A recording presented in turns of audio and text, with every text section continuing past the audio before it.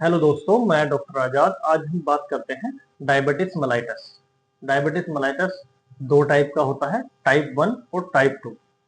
Normally जो ज़्यादातर देखा जाता है, जो टाइप 2 डायबिटिस मेलाइटस होता है वो देखा जाता है, और टाइप 1 डायबिटिस मेलाइटस बहुत रेयर केसेस में देखा जाता है। और टाइप 1 डायबिटिस मेलाइटस जो होता है, ये जो यंग एज होती है, 18 से पहले या 40 से पहले की उम्र में ज़्यादा देखा जाता है। और टाइप 1 डायबिटिस मेलाइटस बचपन से भी देखा जा सकता है। ये एक जेनेटिक फैक्टर की वजह से होता है।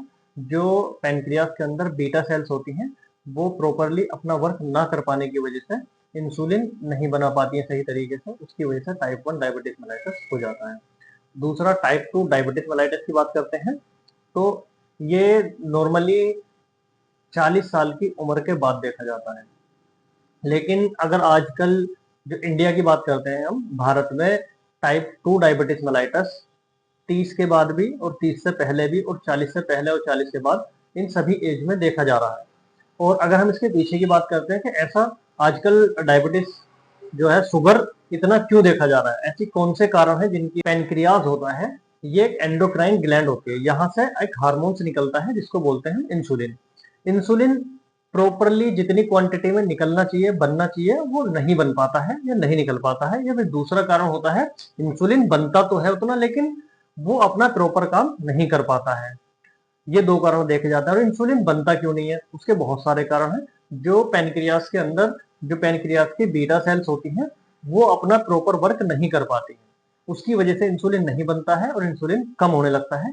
और जब इंसुलिन कम होने लगता है, जो खून के अंदर, ब्लड के अंदर जो हमारा ग्लूकोज होता है, वो बढ़ने लग जाता है। जब ग्लूकोज बढ़ने लगता है, तो हम उस कंडीशन में क्या होता है, शुगर, जिसको हम नॉर्मली बोलते हैं कि शुगर होने लगा है, हम जैसे जांच कराते हैं खून की, उसमें शुगर की मात्रा या ग्लूकोज की मात्रा ज्यादा आने लगती है। और अगर इसमें हम बात करते हैं कि किन लोगों में ज्यादा होता है, नॉर्मली देखा जाता है कि जेनेटिक्स भी एक इसका बहुत बड़ा फैक्टर है। अनुवांशिक, जिन लोगों के माँ बाप या फीमेल्स में उनके माँ बाप हो या जेंट्स में, दोनों में ये फैक्टर भी देखा जाता है कि जेनेटिक्स में भी बहुत ज्यादा देखा जाता है। और दूसरी बात करते हैं हम लाइफ स्टाइल की। जो लोग ओबिस पीपल होते हैं, मोटे लोग जो होते हैं ज्यादातर, जिनका ज्यादातर सिटिंग वर्क है, जो है बैठने का काम ज्यादा है, फिजिकल एक्सरसाइज या फिजिकल एक्टिविटीज जिनकी नहीं है, बहुत कम होती है, उसके कारण क्या होता है, ग्लूकोज है वो बढ़ने लगता है। और देखा जाता है कि इंडिया के अंदर, भारत के अंदर ज्यादा जो है कार्बोहाइड्रेट का कंजप्शन ज्यादा है। गेहूं बहुत ज्यादा मात्रा में खाया जाता है, और गेहूं के अंदर 100 ग्राम गेहूं में लगभग 70-72 ग्राम आपका कार्बोहाइड्रेट होता है। और कार्बोहाइड्रेट ज्यादा इनटेक करने के कारण तो जो हमारा ग्लूकोज है वो शरीर में बढ़ने लगता है, तो उसके कारण शुगर या डायबिटीज होने के चांसेस बहुत ज्यादा होते हैं।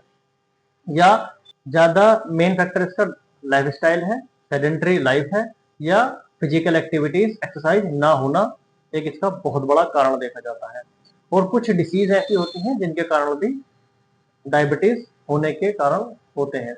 और इसमें अगर हम लक्षण या सिम्टम्स की बात करते हैं, नॉर्मली देखा जाता है बार बार पेशाब का आना, मुंह आपके मुंह में या जुबान पे खुश्की का रहना, मुंह सूखा सूखा रहता है, प्यास बहुत ज्यादा लगती है, और धीरे धीरे वजन का कम होना, और भूख का ज्यादा लगना, ये कॉमन सिम्टम्स हैं शुगर के या डायबिटीज मेलाइटस टाइप 2 के।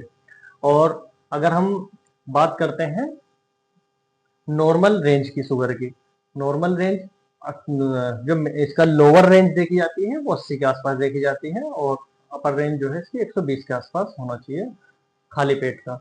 और दूसरा देखा जाता है, एक जांच कराते हैं HbA1c, जिसको HbA1c में क्या होता है, इसका हम 3 महीने की फाइंडिंग देखते हैं, 3 महीने में आपका शुगर का क्या लेवल रहा है। तो उस कंडीशन में क्या होता है, अगर 6.5 तक अगर HbA1c आता है तो नॉर्मल देखा जाता है, इसके ऊपर होता है। कॉम्प्लिकेशन की बात करते हैं कि कॉम्प्लिकेशन होती क्या क्या है। जिन लोगों को शुगर लंबे समय से है, वो लोग शुगर बना हुआ है, तो उसके कारण जो हमारे शरीर में क्या परेशानी बढ़ सकती है, ऐसा कौन सी समस्या हो सकती है बड़ी, जिसकी वजह से हमारे शरीर को शुगर क्या क्या नुकसान दे सकता है। एक जिसको हम बोलते हैं डायबिटिक रेटिनोपैथी। डायबिटिक रेटिनोपैथी में क्या होता है, जो आंख में धुंधलापन, मोतियाबिंद, या डिम विजन, साफ नहीं दिखना, या नंबर आ जाना, ये कारण होते हैं। और दूसरा देखा जाता है डायबिटिक नेफ्रोपैथी। डायबिटिक नेफ्रोपैथी अक्सर देखा होगा आजकल सीकेडी के पेशेंट बहुत हो रहे हैं। सीकेडी हो गया, क्रोनिक किडनी डिजीज होता है, किडनी फेलियर, उसमें ब्लड यूरिया बढ़ जाता है, सीरम क्रेटिनिन बढ़ जाता है, या जीएफआर कम हो जाता है जस्ट लाइक। तो उस कंडीशन में क्या होता है, हमारी किडनी फेल होने लग जाती है, धीरे धीरे अपना प्रॉपर वर्क ना कर पाती है। और एक होता है डायबिटिक न्यूरोपैथी, उसमें हाथों में झंझनाहट होना, सुनपन होना, ये सिम्टम्स देखने को मिलते हैं। अगर हम डायबिटीज में होम्योपैथिक मेडिसिन की बात करते हैं तो होम्योपैथिक मेडिसिन बहुत अच्छा वर्क करती है, बहुत अच्छा काम करती है। और धीरे धीरे देखा जाता है कि शुगर के जो सिम्टम्स हैं वो कम होने लगते हैं, और खून में जो शुगर की मात्रा है, ग्लूकोज की मात्रा है, वो भी कम होने लगती है। और इंसुलिन जो है हमारा, जो इंसुलिन अगर कम बन रहा है, इंसुलिन सही काम नहीं कर रहा है, और या पेनक्रियास से कि जो फंक्शन है वो प्रॉपर नहीं हो पा रहा है, तो वो भी धीरे धीरे सही होने लगता है होम्योपैथिक मेडिसिन यूज करने पर। होम्योपैथिक मेडिसिन नॉर्मली तो सिम्टम्स के बेस पे दी जाती है, अलग अलग पेशेंट के अलग अलग सिम्टम्स देखे जाते हैं। और अगर कॉमनली बात करते हैं जो शुगर में इंडिकेटेड मेडिसिन होती है, तो एपिस मेलिफिका बहुत अच्छा काम करती है। एपिस मेलिफिका की हम दिन में 2-2 बूंद डायरेक्ट टंग पर यूज कर सकते हैं। दूसरी medicine acid force, acid force भी 30 पावर में यूज कर सकते हैं, इसकी 2-2 बूंद डायरेक्ट टंग पर। और बहुत सारी मेडिसिन आती हैं, जैसे मदर टिंचर आती है, साइजीजियम जैम्बोलेनम यूज करते हैं, उसकी 15-15 बूंद आधे कप पानी में यूज कर सकते हैं दिन में 3 टाइम। और एक जिमनेमा आती है, ये भी बहुत अच्छा वर्क करती है। और एक मेडिसिन आती है यूरेनियम नाइट्रिकम 6x या 3x। ये सारी मेडिसिन अलग अलग केसेस में और अलग अलग फाइंडिंग के अकॉर्डिंग सेलेक्ट करी जाती हैं, और पेशेंट के अकॉर्डिंग, पेशेंट क्या सिम्टम्स प्रेजेंट कर रहा है उसके अकॉर्डिंग पेशेंट को मेडिसिन दी जाती है। और